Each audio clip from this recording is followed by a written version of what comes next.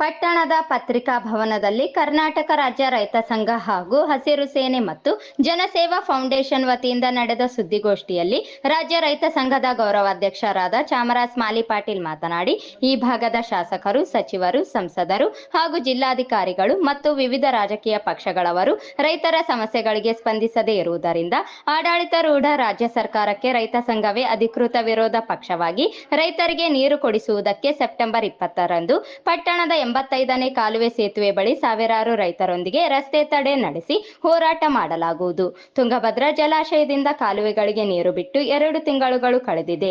ತುಂಗಭದ್ರಾ ಜಲಾಶಯದಲ್ಲಿ ನೀರಿನ ಮಟ್ಟ ಹೆಚ್ಚಿದ್ದು ನದಿಗೆ ಪ್ರತಿನಿತ್ಯ 25,000 ಕ್ಯೂಸೆಕ್ ನೀರು ಬಿಡಲಾಗುತ್ತಿದೆ. ಜಲಾಶಯದ ಒಳಹರಿವು ಕೂಡ ಉತ್ತಮವಾಗಿದೆ.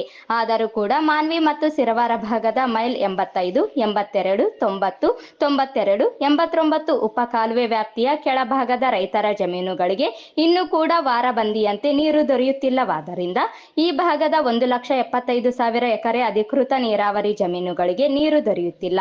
ಕೆಳಭಾಗದ ರೈತರು ಹಾಕಿದ ಬೆಳೆಗಳು ಒಣಗುತ್ತಿವೆ. ಈ ಭಾಗದ ಕಾರಂಜಿ, ನಾರಾಯಣಪುರ ಬಲದಂಡೆ ಯೋಜನೆ ಸೇರಿದಂತೆ ಹಲವು ನೀರಾವರಿ ಯೋಜನೆಗಳು ಹಾಗೂ ರೈತರಿಗೆ ಪರ್ಯಾಯವಾಗಿ ಸಾವಿರಾರು ಎಕರೆ ಜಮೀನಿಗೆ ನೀರುಣಿಸುವ ಏತ ನೀರಾವರಿ ಯೋಜನೆಗಳನ್ನು ಪೂರ್ಣಗೊಳಿಸುವುದಕ್ಕೆ ಮುಖ್ಯಮಂತ್ರಿಗಳು ಮುಂದಾಗುತ್ತಿಲ್ಲ. ಈ ಕುರಿತು ಜಿಲ್ಲಾಧಿಕಾರಿಗಳ ಗಮನಕ್ಕೆ ತರಲಾಗುವುದು.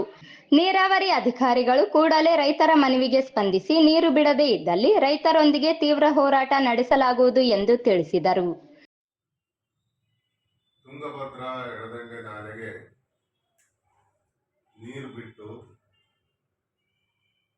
2 ತಿಂಗಳಾಗ್ತಾ ಬಂತು. ಜುಲೈ 19ಕ್ಕೆ ಕಾಲುವೆಗೆ ನೀರು ಬಿಡಲಾಯಿತು. ಇನ್ನು 4 ದಿವಸ ಆದ್ರೆ ಬರೋಬ್ಬರಿ 2 ತಿಂಗಳ. ಆದರೆ ನೀರಿನ ನಿರ್ವಹಣೆಯಲ್ಲಿ ಇರುವಂತಹ ದೋಷದಿಂದಾಗಿ ಉಪಕಾಲುವೆಗಳಿಗೆ, ಸಿರವಾರ ವಿಭಾಗದ ಎಲ್ಲ ಉಪಕಾಲುವೆಗಳಿಗೆ ಕೊನೆಯ ಭಾಗದ ರೈತರಿಗೆ ಇನ್ನೂ ನೀರು ತಲುಪೇ ಇಲ್ಲ. 76 ಇರ್ಬೋದು, 82 ಇರ್ಬೋದು, 85 ಇರ್ಬೋದು, 89 ಇರ್ಬೋದು, 90, 91, 92 ಈ ಎಲ್ಲಾ ಉಪಕಾಲುವೆಗಳಿಗೆ ಸಮರ್ಪಕವಾದಂತ ನೀರಿನ ನಿರ್ವಹಣೆ ಇಲ್ಲದೆ ರೈತರು ಹಾಕಿದಂತ ಬೆಳೆಗಳು ಇವತ್ತು ಮನೆಗೆ ಹೋಗ್ತಕ್ಕಂತ ಪರಿಸ್ಥಿತಿ ನಿರ್ಮಾಣ ಆಗಿದೆ. ಮಾಡಿದ್ವಿ ನೀರ್ವಾಣಿ ಕಲ್ಯಾಣ ಮಂಟಪದಲ್ಲಿ ಒಂದು ಉನ್ನತ ಮಟ್ಟದ ಅಧಿಕಾರಿಗಳ ಜೊತೆ ಸಭೆ ನಡೆದು ಡಿಸಿ ಅವ್ರ ಗಮನಕ್ಕೆ ತಂದಿವಿ. ಯಾರ ಗಮನಕ್ಕೆ ತಂದ್ರು ಇವತ್ತು ಕಾಲುವೆಯಲ್ಲಿ ನೀರಿನ ನಿರ್ವಹಣೆ ಆಗ್ತಾ ಇಲ್ಲ.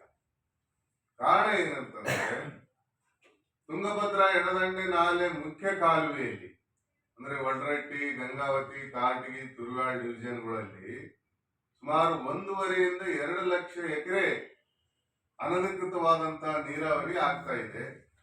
ನೀರಿನ ಕೆಳಭಾಗದಲ್ಲಿ ಬಳಕೆ ಆಗ್ತಾ ಇದೆ. ಇದರಿಂದ ಕೆಳಭಾಗದಲ್ಲಿ ಇವತ್ತು ನೀರಿನ ಒಂದು ತೊಂದರೆ ನಾವು ಅನುಭವಿಸ್ತಾ ಇದ್ದೀವಿ. ಜೊತೆಗೆ ತುಂಗಭದ್ರಾ ಎಡದಂಡೆ ನಾಲೆ ವ್ಯಾಪ್ತಿಯಲ್ಲಿ ನೀರಿನ ನಿರ್ವಹಣೆ ಮಾಡಲಿಕ್ಕೆ ಇಂಜಿನಿಯರ್ಗಳ ಕೊರತೆ ಬಹಳಷ್ಟು ಇದೆ. ಇವತ್ತು ಸುಮಾರು 100 ಇಂಜಿನಿಯರ್ಗಳು ಇಲ್ಲ. ಇಲ್ಲಿ 3 ಸಬ್ ಡಿವಿಷನ್ಗೆ ಒಬ್ರು AWL ಇನ್ಚಾರ್ಜ್ ಕೊಡಂತ ಕೆಲಸ. ಜನಸೇವಾ ಫೌಂಡೇಶನ್ ರಾಜ್ಯಾಧ್ಯಕ್ಷರಾದ ಜಾವೇದ್ ಖಾನ್ ಮಾತನಾಡಿ, ಈ ಭಾಗದಲ್ಲಿ ರೈತರ ಜಮೀನುಗಳಿಗೆ ಕಾಲುವೆ ಮೂಲಕ ನೀರು ಹರಿಸುವುದಕ್ಕೆ 116 ನೀರಾವರಿ ಇಲಾಖೆಯ ಅಭಿಯಂತರ ಅವಶ್ಯಕತೆ ಇದ್ದರೂ ಕೂಡ ಅಧಿಕಾರಿಗಳ ಕೊರತೆ ಹಿನ್ನೆಲೆಯಲ್ಲಿ ಹಾಗೂ ಅಕ್ರಮ ನೀರಾವರಿಯಿಂದಾಗಿ ಈ ಭಾಗದ ರೈತರ ಜಮೀನುಗಳಿಗೆ ನೀರು ದೊರೆಯುತ್ತಿಲ್ಲ ಎಂದು ಆರೋಪಿಸಿದರು.